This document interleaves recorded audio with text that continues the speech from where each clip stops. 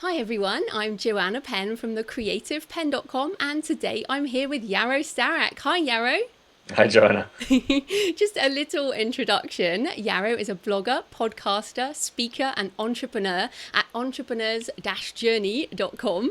I took Yaro's blog Mastermind course back in 2009 and it really changed my online life. So if I sound a little bit fangirly today, that will be why. And it's amazing what can happen over the years. But Yaro, just to get started, I mean, you've been doing stuff for a long time, but just give us a sense of what entrepreneurs journey is about right now and what your business looks like these days. Okay, well, right now it's still a blog that chronicles my entrepreneurial journey. That's what it was when it started.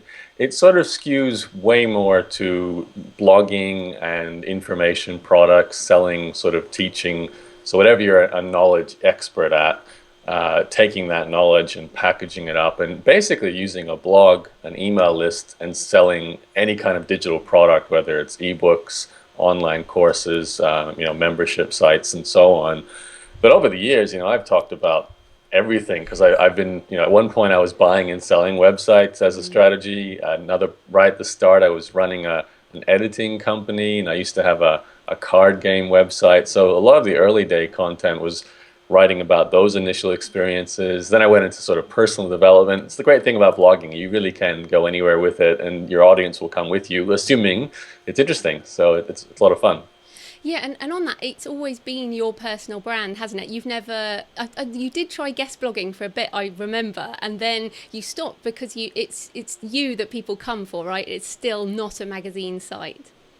Yeah, there was an experiment about 4 years ago where the plan was to see if I can take the brand entrepreneur's journey bigger, as a lot of blogs do. A lot of the blogs that used to be one individual, whether it's a Mashable or a TechCrunch or Copy Blogger, where it was a person, then they brought on writers, and now it's sort of become a group magazine site, like you said. So I wanted to have a go at doing that, and I did it. It wasn't bad. It just wasn't any better than what I was doing by myself. And in terms of my personal job, I went from being a writer to more of an editor, and I really do not like that exchange at all. So I decided to stick to just making it Yaro's brand. And actually, that experience just cemented how much I like being the writer. I want to be the writer. I want to be out there. I want my name. I want the, the ego boost of seeing my content and my words out there, as opposed to sort of owning a magazine. So I'm probably more writer than I am publisher nowadays. Yeah, and we're going to come back to the writing stuff. But I want to start with, the whole just blogging in general, because, 10 years, oh, was it 10 years ago you started?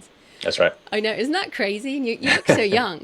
Like 100 years in internet years. So I know, but realistically, you started way back in the day when it just wasn't trendy, or it was amongst real geeks. But now it's so mainstream, and I know people listening are wondering: is blogging even still the thing? I mean, there wasn't Facebook back then, there wasn't social media. There was audio, not really podcasting. Is text blogging and writing online still viable? well, I think the simple answer to that is, do we still read content on the internet? I know I do. Even if you find a news article on Facebook or shared on Twitter, it usually goes back to a blog. I mean, I go on Facebook and I see articles coming from Business Insider, which essentially is a news blog. So then, blogging is not going to disappear either. What may change is, the actual interaction we have on the internet. But right now, it's still, I mean, it's video, it's audio, it's text. Video is, pretty much YouTube and Facebook and Periscope, maybe on the apps. Audio is obviously podcasting and iTunes, and then text is still pretty much blogs. So, and the thing I really like to emphasize to people who might be sort of questioning, is a blog something I need? Can't I just do social media, or can't I just podcast or something like that? If you look at the content source, as in where the podcast originates from or where the content that got shared on social media comes from, it's actually hosted on a blog. So I see the blog as kind of like the center of your universe on the internet. And then you can use all the other platforms to spread your message and bring people back to the blog. But it all starts at the blog. So that's often known as like the hub and spoke business model. So the hub is in the middle like a wheel, and you've got all the spokes coming out of it. So the blog is the hub, and you have social media, you have podcasting, you have YouTube, you have maybe something like on mobile like Periscope. You might be doing press releases. So all those are spokes that bring traffic back to your blog. And then what I do is I bring that traffic from the blog to the email list. That's kind of like phase two. But the blog is absolutely critical. Mm. And my audience are very interested in intellectual property assets, building things that will put money in your pocket for years. And I remember learning that from you about the website, because I had two free blogs, built on WordPress.com before doing your course. So why is a blog or a site like yours now an intellectual property asset? Oh, it's so important. It always has been. It doesn't matter what era you go back in on the internet. As each new platform becomes popular and everyone's talking about, MySpace and everyone's talking about Facebook, all those platforms you don't own when you use them. You can have your account switched off. Instagram, I mean, I started doing Instagram and within a month my account just got deleted for no reason. I was like, well, this sucks. The good thing about having your own blog and your own email list, like you said, assets that you own, no one can take them away from you like you can lose an account on an external platform. I just did an interview with a friend of mine. His name is JJ. He's a magician, and he did two or 3 years worth of YouTube videos. It was like 150 videos, and then they basically had their account deleted overnight because they were using a marketing service that turned out to be breaking some terms of use on YouTube. So 2.5 years, 3 years worth of content disappeared off YouTube, and it disappeared off their blog because they were embedding YouTube videos as well. But what they had been doing was growing a blog and growing an email list. So they quickly recreated a new YouTube account, uploaded all the videos, sent a newsletter out, and put some notices on the blog, and they were back within a couple of months. So, without the email list and without the blog to sort of reach their audience, they would have had no way to get back in so quickly. And it turned out to be a good thing because they then gained some benefits of having a new account and ended up getting extra exposure on YouTube because of that. So, the short answer is, own your domain name, own your email list, own your blog, and those things can't be taken away from you. The day that Twitter, I logged into Twitter and it had disappeared, and it said your account's gone, and Right. it freaked me out because I've spent years building my Twitter audience, and my Twitter audience is much bigger than my email list or my blog, and it really did kind of freak me out. And that day I remember going, okay, you can't rely on anyone, can you? Even if you think you play by the rules, they change the rules. Yes, exactly. All the time. Okay, so we talked a bit there about text blogging, and I mean the thing is, and I remember when I first started and came to your course, I remember thinking, God, text blogging is like howling into the wind. I mean, it really is. That nobody is listening to me, nobody is interacting. I don't know what is this worth it? So how long does it take to get traction if you want to build a platform? I get asked that question. Everyone wants a guarantee. Like, when will I make money from my blog? Will it be next week, next month, next year? That's such and it's a question I think that's not really fair to ask just before you start anyway, because the biggest variable there is the person asking the question. So how long are they going to do it for? Have they chosen a topic that is popular on the internet and people care about? Do they have a sort of unique way of presenting their ideas that will catch on? Will they do any marketing to put their content out into the world? So you're not just howling into the wind, you're going onto someone else's stage and saying, read my words, which is how you get attention. So there's all those variables. Now, in terms of a specific answer, I've seen people get results in terms of building an audience and getting traffic within weeks.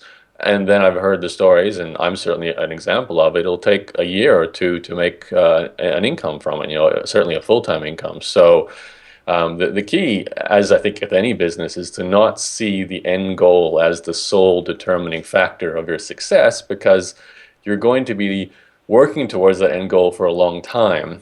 And if you don't feel you're getting close enough to it, you're going to give up. And that actually, I see, is the number one reason why so many things fail, certainly why blogs fail, is just giving up. And that usually comes down to the mindset and the self-esteem of the person behind the blog.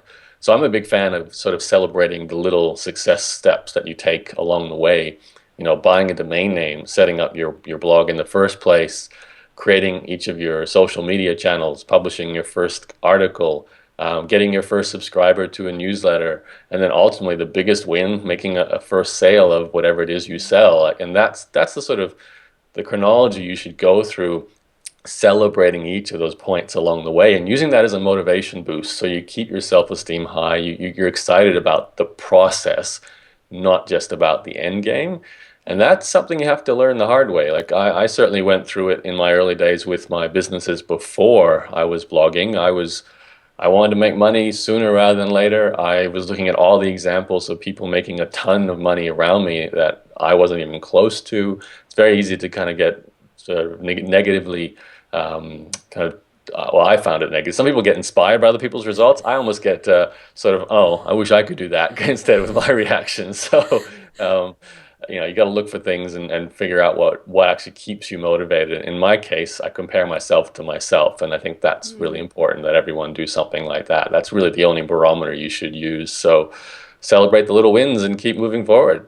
What was great is that you talked about the end goal, and I was thinking then, what have your end goals been? Because when I first met you, well, you had long hair back then, Right. that the long haired Yaro, and I think I remember you saying you just bought your first car with your blogging money. It's a long time ago. Yeah, I know. Well, that's the funny thing. I mean, you were already a full-time blogger, but I think then you bought a house, and I remember listening, just going, okay, this is great. But so when we all get this comparisonitis, and we're always like, well, what is the end goal? Is there actually one, or do you move the goalposts as you get more success? Well, yeah, I guess the answer is yes to everything. You always, climb a mountain and see the next mountain that's higher up in the distance. So when I started, I always had a simple goal with everything I did online, which was to avoid full-time employment. I didn't want to have a job. So that was primary goal number one, never get a nine to fiver. And I achieved that with my first sort of full-time business, that editing company. So when I started my blog, I had this sort of basic salary income stream coming in from my business. So I treated my blog like a hobby. But that being said, I did see, Darren Rouse had published a check for his blog where he'd made $15,000 in AdSense income. So, I was thinking that'd be nice. I was starting to see a few more other bloggers pop up. And then I started to see these internet marketing guys too, guys like Terry Dean, and there was Mike Filsame and Jeff Walker and Evan Pagan and Rich Sheffrin. And these guys, in fact, Terry Dean was one of the best examples. He explained how he, over a weekend, sent a couple of emails to his email list and made $90,000. And I'm going, I got to figure out how that works. How I never hear bloggers talking about this whole making $90,000 from a couple of emails thing. So that's actually when I discovered the two different worlds. There's the blogging world and there's the internet marketing world. It's a bit like, I think, in your world, there's the writing world, the author world, and then internet marketing can be applied to that, but they're pretty much separate disciplines. So while there's some overlap with blogging, back then when I started, it wasn't sort of done. You didn't grow an email list from your blog. It's kind of common knowledge today. But I was one of the first people to sort of really take those two mediums, so the internet marketers and the bloggers, and combine them. And that's when I started to get the big results. That's when I started to set my sights on, okay, I can actually turn this blog into a business. I think my first big milestone goal was sort of six figures in 1 year, to make 100,000. But, really the goals were what you mentioned. I wanted a car, I wanted a house, I wanted to move out from my mother's house. I wanted to not have debt. I didn't want to have a job. I wanted to have complete freedom. For me, freedom was the primary goal. So not only was I looking to make enough money, but I needed to make sure it was done in a way that didn't have me spending 12 hours a day at the computer, which I'd seen some other business owners, people who were kind of traditional entrepreneurs, and I was reading about them and following them. They worked harder than employees. I didn't want a 9 to 5. I didn't want to get an 8 till 8 either, which was what entrepreneurs seem to do running these businesses. So I had to be very careful about picking, a business model that was highly leveraged. And this was before a 4-hour work week. I was really striving for what Tim Ferriss sort of broke into the mainstream with his book, 5, 6 years before he wrote the book. And that was a big goal for me. So every business I had to have highly leveraged, low time, high return, and blogging delivered that. So, the basic goals were first make a living from it. Then I sold off my other businesses and focused 100% on blogging, get to 6 figures, get a car, get a house, get a life, get everything structured and set up. But once I reached that point, I think I probably had a bit of a burnout phase. I think Mm. I think by the time I sort of sold about $1 million worth of products over maybe 4 or 5 year period there from the 2005 to maybe 2010. So, I pretty much bought everything I wanted to at the time, and I was just a bit tired. So I think at that stage, that's when not that I was really burnt out heaps, but I felt that I didn't want to necessarily do what everyone else was doing, which was just make more money for the sake of making more money. So let's find a new type of business. That's actually when I did a startup. That's when I started playing around with the magazine model on my blog. Mm. So it's more about, finding things that you are looking forward to doing, I think, once you reach a certain goal. And as they say, right, once you make $100,000 a year, your life doesn't change a whole lot if you make $200,000. It's not a big difference. It's just getting to that 6 figure level that can have a dramatic impact. Yeah, and I hit that earlier this year, so I was very happy to do that. And it's so funny when you hear, and that's why one of the reasons I share openly about what I do is because of your example. And I think that authenticity is so important, isn't it? I mean, the only, the people remember you and they're attracted to you, and like your desire for freedom, that's always been mine as well, which is why Mm. you're a role model. So can you just talk a bit about the importance of authenticity and any time you've been kind of scared about sharing honestly, and how you've got over that? Yeah, it's kind of weird. I'm an introvert and a fairly strong one. So when I started blogging, people would come to me and say, "You like reveal way more on your blog than you ever tell me in person." That's kind of not right, you know? You should be open in person more so than in your writing. And I think it's an introvert thing maybe that Mm, we feel comfortable sitting in front of a computer and sharing these thoughts because there's some distance from the actual human beings who read them. yeah, So we're all introverts here, by the way, so right, you're yeah, that welcome. might be the case. Sorry, extroverts, if you're listening in. This won't make any sense, but um, yeah. So there's two things at play here. There's that natural introvertedness myself, but then there's also the medium of blogging, and we have to remember where it came from. It's called a weblog, a journal. It's a place where you're basically opening up your diary to the world. So I love that. I love the fact that I could write the way I talk in my head. I didn't have to write academically or formally or like a report. It's just how I think about things. So that really lent itself to being open and clear. I guess as time went by, I learned that that's actually a marketing technique as well. Authenticity builds trust, trust leads to sales. So, it's not necessarily a bad thing. And I think that's why a lot of blogs over the years have done incredibly well. It's just this amazing amount of trust that's been built up between their readership and the author just because they're transparent. I mean, some of the top bloggers we can think about today in my industry are as big as they are because they write income reports. They Mm. tell people exactly how they make money and what they do to make that money, and that makes them very popular. I remember over the years, though, I've written like I wrote about. I really regret this one, but long, long time ago, I read about like, would you date a blogger way, way back in the early days? And I would never write that now, but I was obviously feeling a little lonely at that time, and I wrote this blog post, and then.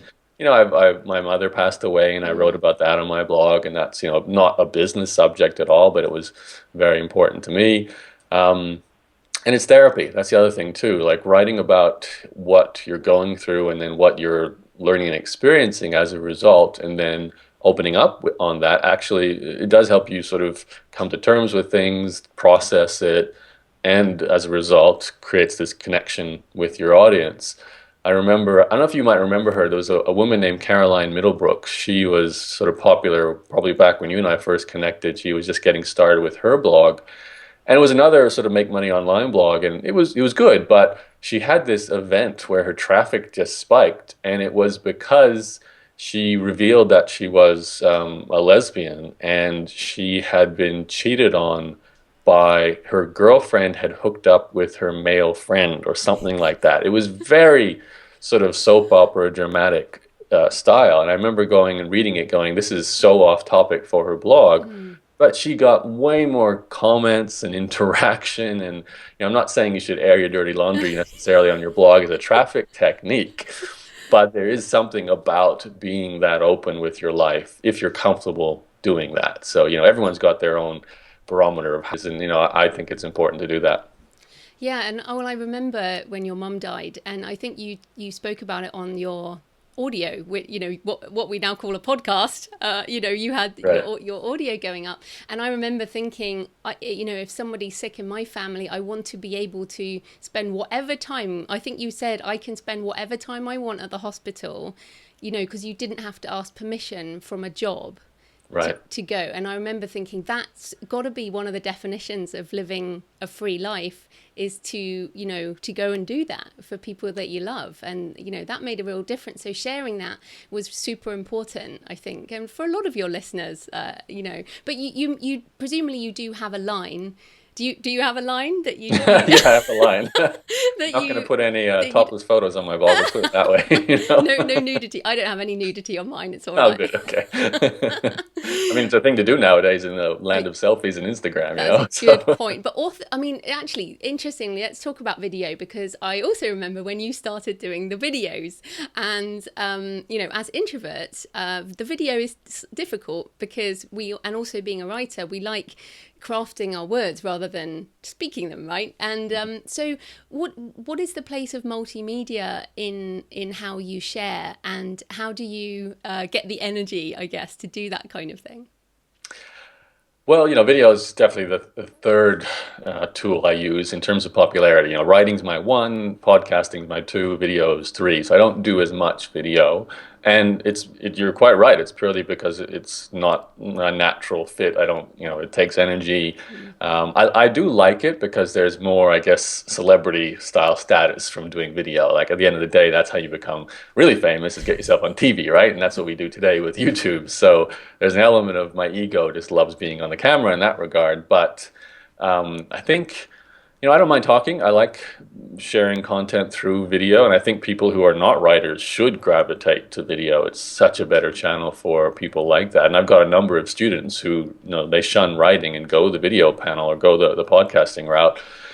For me, it was more a case of just having a presence in all formats of media. So, I've done YouTube. Mostly nowadays, I sort of share my podcast on YouTube, so it's not anything different to that. But over the years, I've just done 5-minute videos. You just open up your phone and hit record and talk an idea out. It's the good thing about sort of being in the space of whatever your subject matter is. You can read a book, get an idea, pop up your phone, say, "Hey, I just learned this great idea," upload to YouTube, and you're publishing content. So the trick there is to really dedicate yourself to it. So I've been more dedicated to regular writing and regular podcasting, but if video is your thing, it can be amazing. How, like, my friend JJ, he's got 40 million views on YouTube. There's so many obviously amazing video stars nowadays thanks to YouTube, and Facebook is just becoming a as big platform for video, I think. So I'm seriously looking at that for the future too.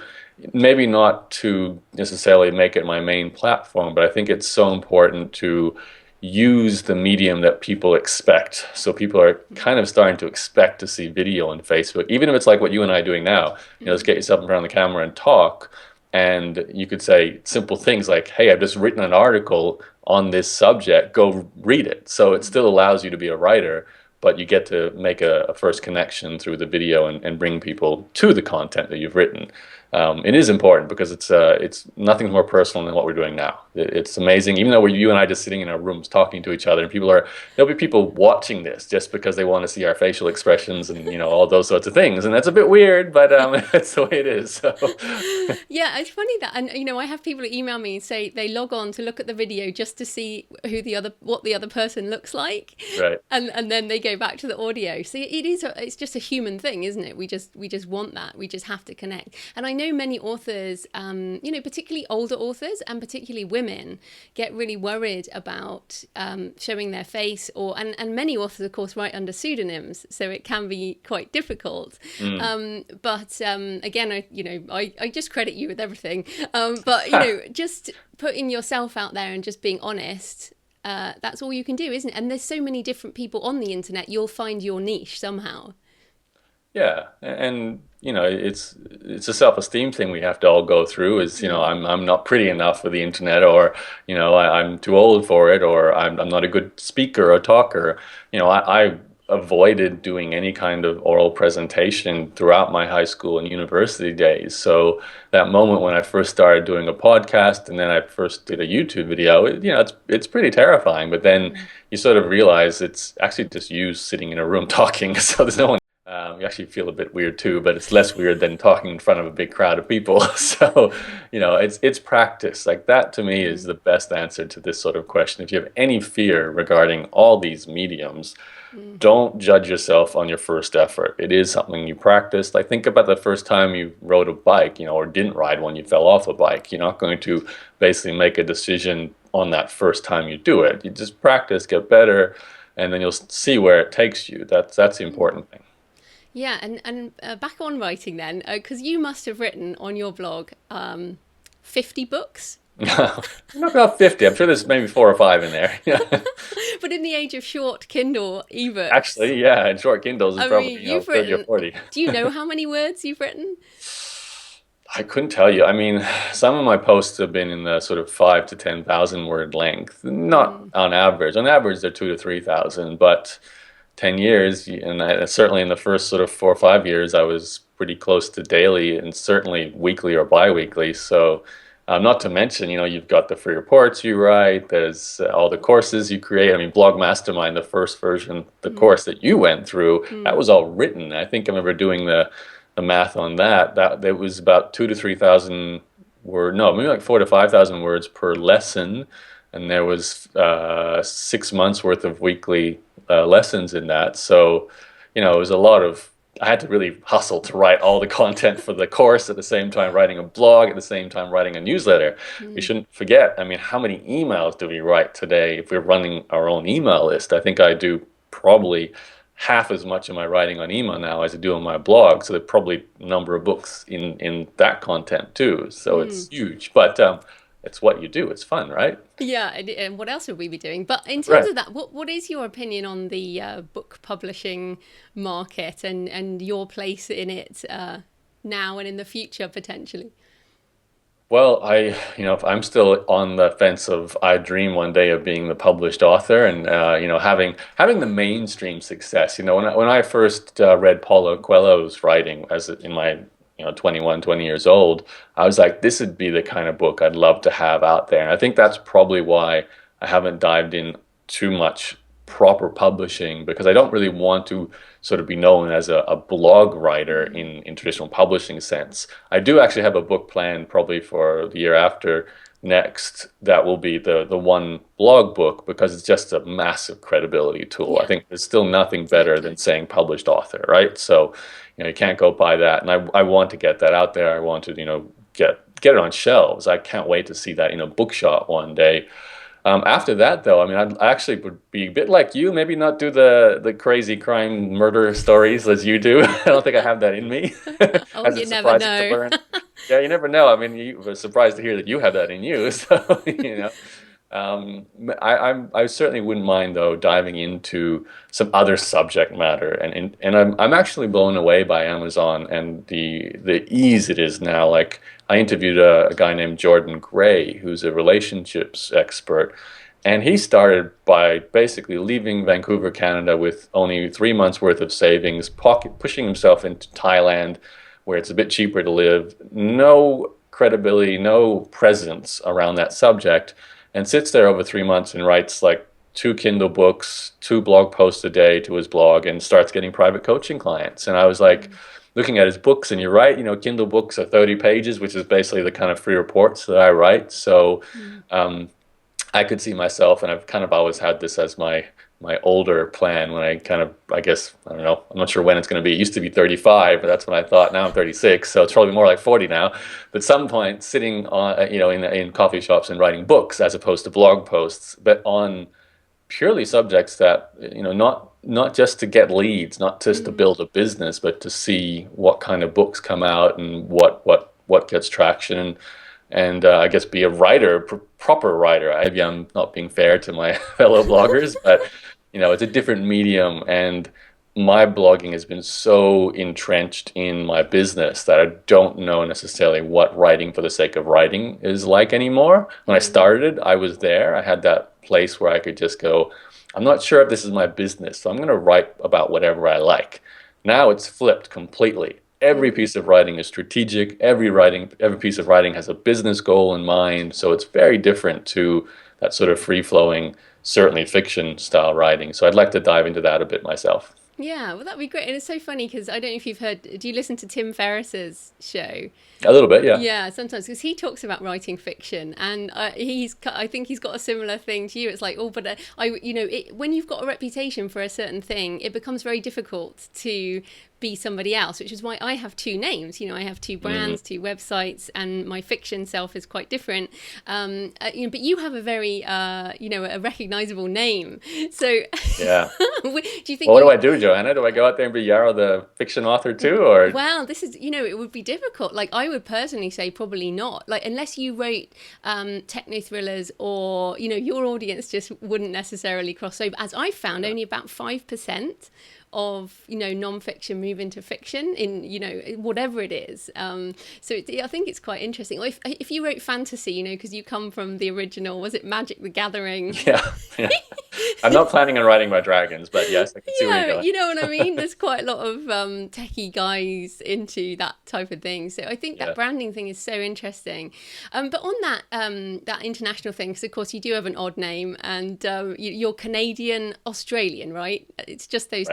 those two nationalities. Well, in terms of where I've spent most of my time, but the family history is very different, but I won't go into all the We details won't about go into that.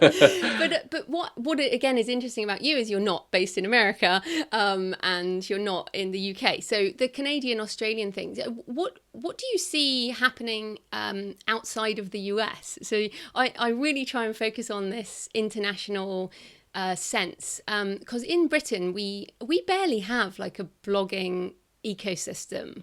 Mm. Like Australia, there's you and Darren Rouse and things that happen, but do you see the shift in that technology stuff moving out of the US? Do you see these different communities happening? It's a tough one.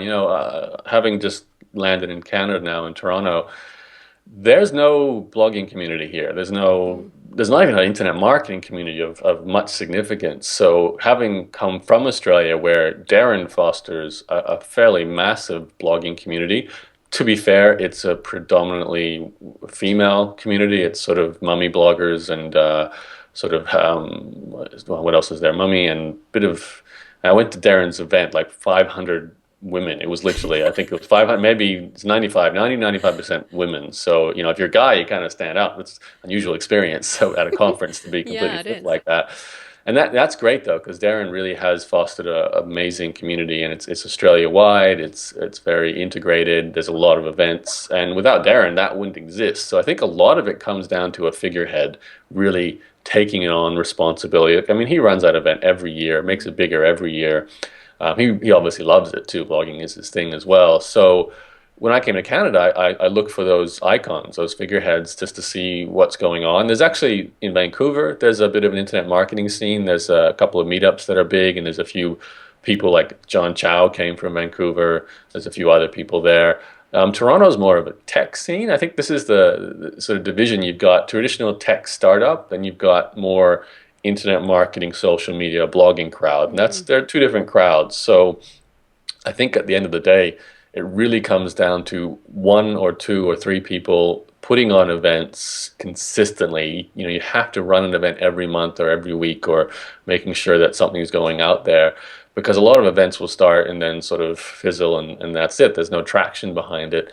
And same for even like one person getting a lot of press coverage. You know, if someone goes out there and gets themselves on mainstream news talking about they're making money blogging, you know, suddenly that becomes a bigger thing. Like Tim Ferriss is a great example. Okay, yes, he's American, but that book, The 4 Hour Work Week, would not have done so amazingly well if he didn't hustle to get so much press coverage in a short amount of time. He did a fantastic book launch within the sort of online business space. So that's a really impressive an example of that. So I think there's no reason why in the UK someone can't stand up and really go hard after something. But I think we have to look at cultural expectations too. America is a very individualistic, go-getter culture to begin with. It's kind of accepted that people really, really want this individual success and go after it like nothing else. I mean, look at Donald Trump right now running for president. You know, that's about as egotistical individual as you can. Mm. Australia has the tall poppy syndrome. You know, you're not meant to go out and push yourself because as soon as you get to the top, you get cut down for being too sort of grandiose. And I think, you know, the UK is probably a bit Mm. similar. Oh It's a yeah. bit more No sort of one's allowed to softer. be. Yeah, yeah. Just unless Yeah. you're an aristocrat, just stop it. Right. So, you know, you can't be tooting your own horn, so to speak. No. So there's cultural aspects to this too that impact what happens and what grows. Mm. But it is interesting when you kind of land in certain cities, like for example, Israel. Israel, I've Mm. never actually been there, but I remember looking at the stats. I believe they got the number three best tech startup scene Yeah. after San Massive. Francisco and New York, right? So I think that's just a cultural thing. It's very entrepreneurial. The you know the Jewish culture is very entrepreneurial, so it makes sense for them to have this massive tech culture. So I think there'll be pockets of in cities around the world. Certain cities encourage it. I know, like Singapore and Hong Kong, they make it easy for people to start businesses there. So you're probably going to start seeing that. But I think it's really more like here in Toronto. Cultural. I've got a Mm. friend of mine, Kirsten, who's trying to get going with some regular internet marketing meetups. We're having the first one next week, actually. And if she sticks to it, there's no reason why that can't turn into a really big event. Now, I've kind of secretly been thinking about next year actually really pushing my story to mainstream press in Toronto just because I just don't think anyone's actually stood up and say, "Hey, I'm making money blogging," and really tried to get that story pushed far and wide. Mm. You know, Darren kind of did it in Australia, and then once you've got the leader kind of ends up eating up all the press coverage. You know, they all the journalists go back to the same person because it's the only person they know. So if there's a chance for someone to stand up and be the first, it's you know it's worth doing it. It's just kind of surprising in 2015 that you know there aren't more Yeah. other places. It's just Yeah, and I mean, and just following on from that, I mean, you have people in your audience all around the world, and I'm really excited about internet.org with Facebook and Virgin and Qualcomm and everybody putting streaming internet to. I think it's everywhere by like 2018 or something, isn't it? And putting cheap cell phones in everybody's hands. So to me, sub-Saharan Africa, India, Indonesia, these are the most entrepreneurial places on the planet because they have no healthcare, no mm, benefits, no they're just not supported. They have to make their own money. So I mean, do you is that something you see coming? Like Nigerians, for example, my sister-in-law is Nigerian. The Nigerians are super entrepreneurial. I mean, they are amazing. And I mean, do you see that? And there are Nigerian bloggers coming out now, aren't there? Which is fascinating. So do you see this demographic shift changing as well as the internet, I guess, goes global? You know, I've over the years, yeah, Nigerian would have to be the number one, I think, in terms of like emails I get from Nigerians who are very excited. Unfortunately, there's that sort of baggage they have to carry around from all the Mm. Nigerian scams that have been floated around over the years too. So they have to, you know, overcome that prejudice to begin with. Mm. You know, I think, like you said, technology, first of all, you got to get the basics of technology and make sure that's stable so you can actually run a business. Once that's there, it's all a case of you know the right people kind of rising up and creating businesses. And I think, like you said, wherever there's a developing area is a huge opportunity. One of the things I often say to my students, they come to me and saying, you know, I want to do what you're doing, but I'm in China and I want to do it in the Chinese Mm. language, or I want to do what you're doing, but I'm in Serbia and I want to do it in Serbian or something like that, and obviously, you know, Africa too. And they kind of sometimes they say, you know, should I just try and do it in English even though it's not my first language, or should I Mm. try and do it in both, you know, translate it? And I'm like, tremendous opportunity for you to be one of the leaders in your country in your language. So why wouldn't you go after that? Because A, the competition is not as sophisticated. B, you've got a chance to use what you're learning and apply it, and you're going to get way quicker, better results because it's not saturated. People won't expect to see things like the basics, like a landing page, or Mm, someone who dedicates themselves to doing consistent blogging or consistent YouTubing or consistent podcasting in that country, in that language. There just won't be that many options. So if you even do a good job, it doesn't have to be the best job, you're going to really stand out. So I think it's crazy the opportunities you can, go after there. And this is something that we've been saying, I think, I remember back in '06, '07, someone was talking about, I'm thinking about becoming like the pay-per-click Google AdWords expert for Japan. I want to be the Perry Marshall of Japan. And I was like, that's a brilliant idea. Japan's wealthy. I doubt there's many people who've stood up and say, I'm a pay-per-click expert. So I would look, if you're watching this and you're in a country where there just isn't a blogging expert, or there isn't a self-publishing author expert, mm. or there isn't a PPC expert, or YouTube or social media, and you like that platform, go after it in your country and try and be a leader. Even if you don't, have runaway success today, as the country increases their technology, standards of living increase, the basic Mm. financial means of the individuals increase, you're going to be well positioned to really take a lion's share of that market, and that can be amazing in a few years' time. Yeah, definitely. So then I just wanted to ask you about longevity. Because like you said, it's been 10 years. You're still going. I mean, you said you mentioned a bit of burnout, but you're still doing this. This is, I presume, still what you love. So what are your tips for maintaining this long term? Well, there's been a cycle, I guess. So, I started and it was simple. It's just I want to write, I want to experiment with blogging. It starts to work. Now I want to turn this into a business, and I learned about email marketing, and I want to start having emails where I make $10,000 from writing one email. That sounds really cool, so let's try and do that. So it was all those new things, very exciting, and I did it. It took me probably 5 years to really do all of it, but I went through that whole process and did what I wanted to do. Then I hit that kind of burnout phase, and I started to start up. But even when that was happening, I was still writing my blog. So the good thing about having a blog, if Mm. you're doing anything, you can write about it, and it helps. It helped my startup to write about my startup. In fact, all the customers we got to my startup were from my blog. So it's not like it was a separate business in that regard. It was a new business model, but I was still marketing 100% through my blog. Mm. So it's an amazing asset in that regard. And I still liked writing. That was the key. Now, when I ended up closing down the startup with my partner in that project, it was primarily because we didn't want to be in the industry that we were finding ourselves in. And it also taught me how amazing the sort of lifestyle business, information marketing, blogging, writing world is. It made me really appreciate that you can sit in a cafe and write for 2 hours and call your day done. You've done enough work. That's it. A tech startup person, they've got investors, they have to do 12-hour days. You have to hustle. So if you're over 35, you're pretty much too old to do a startup in a lot of ways because it requires too much energy and time.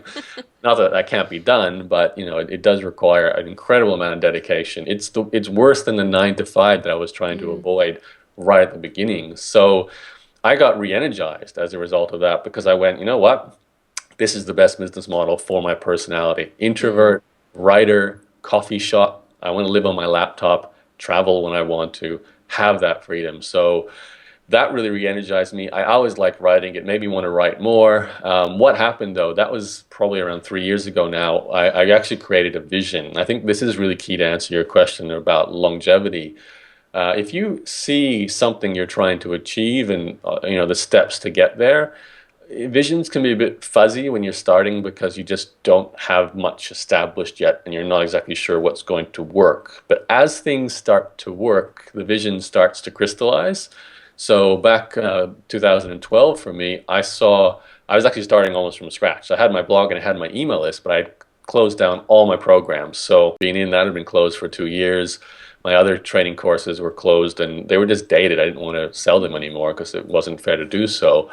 So I had this vision for a whole new series of ebooks I wanted to write, a couple of courses, a new version of Blog Mastermind, a coaching community, just seeing a proper information teaching business behind my blog. And that motivated me for the next 3 years. Since then, I've literally just been creating content, creating product, and setting up a system. But my goal out of that was to basically, first of all, get everything I know how to do into content that people can buy. So if you want to learn how to buy and sell websites, I actually did a bit of that. There's a product for that. If you want to learn how to do blogging for money and sell your products, there's a course for that. There's a community if you want coaching. There's interviews. I even have a paid podcast. People can join that as well. So I executed that vision. I'm sort of probably two-thirds of the way through it now. I've got another year, maybe year and a half to go, and it'll be done with the grand plan of that just sort of turning my business into, this was always the dream with the blog. Write, because writing is what you do, but there's a machine running behind the blog. So it's what I teach, actually, this as well. I call it the blog sales funnel. Essentially means someone comes to your blog, they join your email list, and then through automation, through automatic follow-up emails, through delivery of more blog posts, you're actually educating, giving away free value, but ultimately selling people your products and moving people up the funnel to the people who want really, really close contact with you and are willing to spend several $1,000s a year for that. So that's a vision I had back 3 years ago, to finish that, to build a machine to run behind my blog. And once that's finished, that's when I was going to stop and go, okay, jump into a new writing project, maybe a new blogging project about a different subject. Not sure, to be absolutely honest. I kind of think about it a lot because it's exciting to think about new projects. But the vision is important. I see it happen too with a lot of the people I've sort of coached or talked to over the years. They start with a basic goal. I got to get out of this job and I want to make enough money from my internet business to support myself. And some people don't get anywhere. Some people start something and it doesn't go anywhere. And there's a few people who just hit on the right thing for them at the right time and it works. And then suddenly they just create this huge vision. It's not, no longer do I want to make 5,000 a year. I want to make 10 million a year now. I'm going to have this team, and I'm going to have a huge Instagram channel, a huge YouTube channel. They want to do everything suddenly. So, I mean, you got to balance things out. But I think for most people who've been in this game long time, there's two things. It's a passion for the core activity they do. For us bloggers, it's very much content production, and then there's a vision for where they want to see that core activity take them. And it's those two things that can pretty much drive you to wherever you're trying to get to. Yeah, fantastic. And of course, I modeled my kind of idea on that, living on the laptop and location independence and that lifestyle blog. So I want to thank you again for giving me that vision back then. And I guess also for people to be encouraged that, and I know people follow me now in the same way that I follow you. And that's kind of crazy. And it's brilliant, isn't it? That, you can help people and they can change their lives as well. So I wondered if we could just, last question, you've revamped, as you said, Blog Mastermind, which is the course I took back in 2009, and you've redone it for 2016, I guess. So just tell people what is in that course and where they can find it. Sure. Well, the version you took was obviously a lot more green in terms of the era. 2007 was when I first started that course. And, to a degree back then, we could just write a blog and people would show up because there wasn't as much competition. When I decided I closed that one down. When I decided to make a 2.0 version of Blog Mastermind, I had to look at where we're at now. Got to be realistic. If I want to put something out there that can get a result, people starting today are facing way more competition. So I had to sort of change the focus. First of all, my focus changed when I taught you, and obviously what I was doing as well back then, and a lot of your fellow sort of students then. We were talking about advertising income, affiliate income, building a magazine kind of blog maybe. So, and while that works still, it's pretty challenging. There's some great case studies that have made $1 million blogs using that model. I personally didn't. I stopped doing advertising. I stopped doing very many affiliate promotions. And I wanted to zero in on my teaching content. And this is not just financially better, but also there's a lot of gratification for selling your own content, right? Like authors will know this. It's very satisfying to not just be a writer, but to be paid, and people are paying to read you, which is pretty amazing. It's the same thing as a course teacher. I write ebooks, I write courses. People are paying money to go through my material. So that's very gratifying. So I rejigged the whole focus of Blog Mastermind to be about any person who has some kind of expertise or knowledge or experience who wants to package that knowledge into information and then sell it through the mediums of blogging and email marketing. So it's really narrowed in on that kind of teacher, writer, speaker, expert, author kind of group of people who haven't maybe created an online presence and want to do that and then use this blog sales funnel model to sell their products. So um, I rebuilt the entire course around that. It's also a lot shorter in the sense that when we did it first time round, it was a 6 month program. Nowadays, no one has patience to wait 6 months to go through training, so squeezed it all into 6 weeks Mm. instead. Obviously, you can do it quicker than that or slower than that if you want to, but most people don't have the follow through beyond the sort of that kind of time period. So 6 weeks, it's video training, it's audio training, it's written training for whatever medium you like, and yeah, it's all available. Blogmastermind.com. Although I like to give people the Blog Profits Blueprint as the introduction to it. So I'm sure you've got a link to give people for Yes, the Blog I'll Profits put that up Blueprint. on the screen and on the audio. Right. So you know the Blog Profits Blueprint very well because your book has a very similar name to it, your free Yes. report. So Yes, I you should say I model the Author 2.0 blueprint directly on Yaro's blueprint. And of course, we're allowed to model, aren't we? That's the whole point. that's the whole point. Yeah, copying it. I mean, I don't think I took the phrase blueprint, but there was certainly a lot of mastermind, blueprint, all these Yeah. words, that roadmap, they all get recycled over and over again. But yeah, I mean, the Blog Profits Blueprint, I also completely rewrote. So that's the free report I give to people as a way to introduce them to this world of blogging and selling their own teaching products. So I think it's the best place to start because if you're not sure how any of this works, read about it, get a basic knowledge and see what you're up against first, and then decide whether you want to take a course like Blog Mastermind. And just tell people your website again. Sure. Well, the simplest answer is to Google my name, Yaro, Yaro. Again, the weird name does allow me to kind of dominate the search rankings for it, so that's kind of nice. But my blog is entrepreneurs-journey.com. But Google Yaro and you'll find it as the first result. Fantastic. Thanks so much for your time, Yaro. That was great. Thanks, Joanna.